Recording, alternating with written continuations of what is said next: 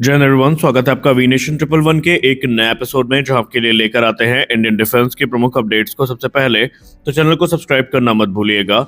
आज के अपने अपडेट की हम शुरुआत करने वाले हैं बेसिकली एक ऐसे रिपोर्ट के बारे में जो डीआरडीओ से निकल कर आई है और इसने हमारे विरोधियों के दस्ते में हड़कंप मचा दिया है। एक तरफ जहां पाकिस्तान अभी ब्रह्मोस सुपरसोनिक क्रूज मिसाइल के मार से उबर नहीं पाया है और वो लगातार कैसे इससे पार पाना है इस पर काम कर रहा है, तो वही डीआरडीओ ने एक बार फिर से उनको धप्पा बोल दिया है।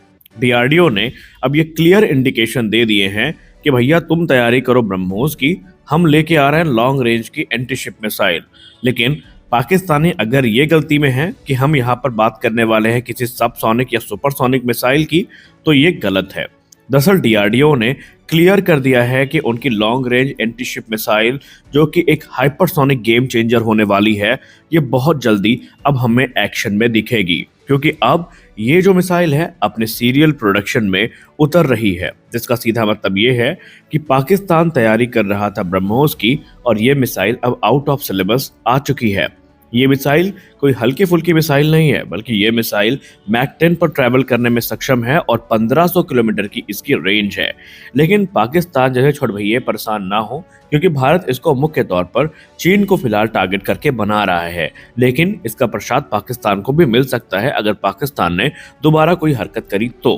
दरअसल ये लॉन्ग रेंज की एंटी शिप मिसाइल सिर्फ एक वेपन नहीं है, ये बल्कि ये भारत की एक स्ट्रेटेजिक रेड लाइन है, जो कि चीन को इस चीज की वार्निंग दे चुकी है कि अगर चीन ने अपने विस्तारवादी नीति के मद में सवार होकर इंडियन ओशन रीजन में कदम रखा तो ये मिसाइल उनके सारे मंसूबों को पलक झपकते ही खत्म कर सकती है। क्योंकि ये स्टैंड ऑफ डिस्टेंस से ही चाइना के जो एयरक्राफ्ट कैरियर हैं उनको अपना टारगेट बना सकती है और चीन को एक बार फिर से सोचने में मजबूर कर सकती है कि अगर तुम भारत के खिलाफ आए तो तुम्हारे साथ क्या हो सकता है, इसके बारे में भी सोच लेना। और यही कारण है कि इस मिसाइल से भारत की बहुत ज़्यादा जो उम्मीदें हैं वो जुड़ चुकी है। एक तरफ चीन जहां अपने एयरक्राफ्ट कैरियर्स को, डिस्ट्रॉयर्स को और सबमरीन्स को फ्लेक्स कर रहा है, तो वहीं भारत भी उनके इस करतब का जवाब अपने तरफ से देने की तैयारी कर रहा है। दरअसल भारत पूरी तरीके से अपनी समुद्र सीमा को सुरक्षित करने के लिए लॉन्ग रेंज की जो हाइपरसोनिक वेपनरी है इस पर काम कर रहा है, ताकि इंडियन ओशन रीजन को सुरक्षित रखा जा सके। ये लॉन्ग रेंज जो मिसाइल है हमारी, ये स्टेल्थी तो है ही, लेकिन हाइपरसोनिक स्पीड का जो यहाँ पर कॉम्बिनेशन देखने को मिला है, इससे जो हाइपरसोनिक सुप्रीमेसी है ये भारत स्टैब्लिश कर रहा है। और इसमें doctor APJ Abdul Kalam missile complex जो कि हैदराबाद में है, उनका योगदान काफ़ी महत्वपूर्ण है और इसमें उनका सहयोग कर रही है भारत डायनेमिक्स लिमिटेड। और ये प्रोग्राम कितनी रफ्तार से आगे बढ़ा इसका अंदाज़ा इसी से आप लगा सकते हैं कि इस मिसाइल की डिज़ाइन को सितंबर 2022 में फ्रीज किया गया था और उसके बाद डेवलपमेंटल ट्रायल्स की शुरुआत होती है। और हम देखते हैं और हमने रिपोर्ट्स में कवर भी किया था कि भारत की तरफ से मल्टीपल टेस्ट जो है वो हाइपरसोनिक ग्लाइड व्हीकल के आयोजित किए गए थे। और ये ग्लाइड व्हीकल बेसिकली एक मनोरेबल वॉरहेड होता है जो कि रॉकेट की सहायता से मैक 5 की स्पीड को प्राप्त करता है और टर्मिनल फेज में ये काफ़ी अनप्रिडिक्टेबल होते हैं।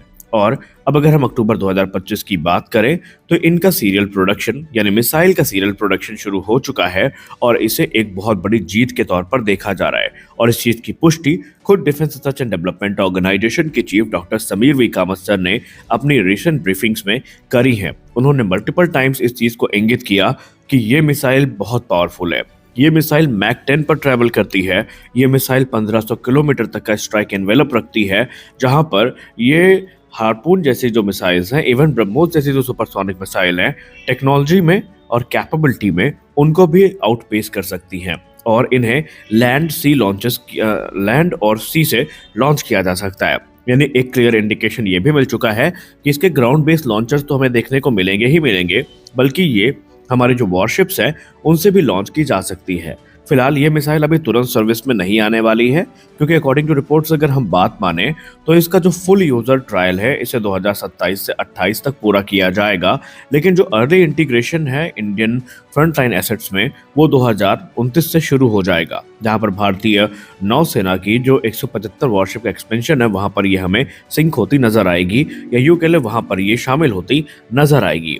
अब ये जो लॉन्ग रेंज की मिसाइल है कहीं ना कहीं अपने साथ एक ऐसा कॉन्फिडेंस भारत को लेकर आएगी जो भारत को ऐसी स्थिति में लाके खड़ा कर देगा कि दुश्मन भारत के ऊपर अटैक करने से पहले एक बार जरूर सोचेगा। देखिए, इस मिसाइल में हमें स्क्रैमजेट जैसा propulsion सिस्टम देखने को मिलेगा, जो कि इसको एक सस्टेन हाइपरसोनिक फ्लाइट प्रदान करेगा। वहीं इसमें ये जो हाइपरसोनिक स्पीड है और इसकी जो सी स्किमिंग कैपेबिलिटी है या लो एल्टीट्यूड पर उड़ने की कैपेबिलिटी है, वो इसे जो रडार डिटेक्शन है, उससे भी बचा के रखेगी। और अगर हम बात करें इसकी यूनिट कॉस्ट की, तो इसकी पर यूनिट कॉस्ट जो बताई जा रही है भाई अनुमानित, वो तकरीबन 50 करोड़ रुपए है। यानी कि अगर हम इसको देखें तो आने वाले भविष्य में तकरीबन ये 200 से ज़्यादा की संख्या में खरीदी जाएंगी और जो फॉरेन हाइपरसोनिक मिसाइल्स हैं उनके तुलना में ये भारत को सस्ती भी पड़ रही है।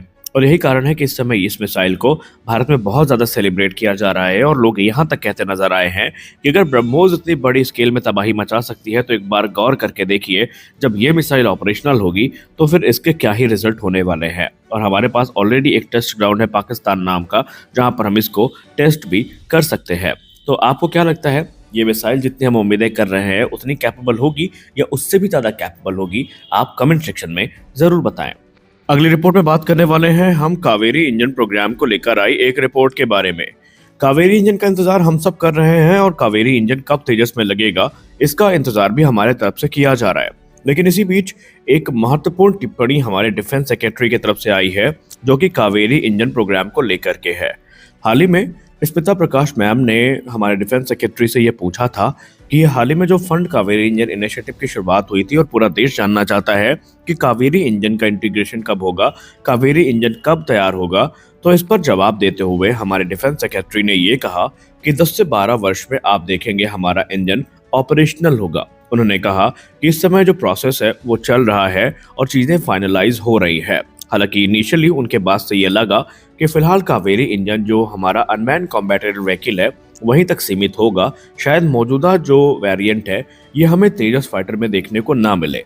यहाँ पर मैंने बात करी है तेजस के प्रोडक्शन वेरिएंट में, मैंने फ्लाइंग टेस्ट बेड या मैंने टेस्ट बेड प्लेटफॉर्म की बात नहीं करी है। आपको याद दिला दें कि हाल ही में जीटीआरई से ही रिपोर्ट सामने निकल के आई थी, जहां पर वो तेजस के एक पुराने वेरिएंट को मॉडिफाई करने का काम कर रहे हैं, जहां पर Kaveri engine after burner module के साथ लगाकर टेस्ट किया जाएगा और अगर रिजल्ट संतोषजनक होते हैं तो उसी आधार पर आगे की जो कार्यवाही है वो हमें देखने को मिलेगी। हालांकि कावेरी 2.0 भी प्रपोज किया गया है, जिसे अभी एक्नॉलेज तो नहीं किया गया है गवर्नमेंट की तरफ से, लेकिन इतना जरूर कहा गया है कि अगर कावेरी इंजन अपने टेस्ट वैलिडेट कर लेता है और रिजल्ट सकारात्मक आते हैं और सरकार को लगता है कि ये हमारी रिक्वायरमेंट पूरी करने में सक्षम है, तो एक बार इस पे गौर जरूर किया जाएगा। तो देखते हैं कावेरी इंजन का भविष्य क्या होता है और भविष्य में क्या क्या नई चीजें हमें इस इंजन से जुड़ी देखने को मिलती हैं। तो आज के इस वीडियो में बस इतना ही। आशा करते हैं कि यह वीडियो आपको अच्छी लगी होगी। आप कमेंट सेक्शन में जरूर बताएं कि आप भारत की हाइपरसोनिक मिसाइल और कावेरी इंजन प्रोग्राम के बारे में क्या सोचते हैं। तो आज के इस वीडियो में बस इतना ही। मिलते हैं अगले वीडियो में कुछ और अपडेट्स के साथ। तब तक के लिए जय हिंद।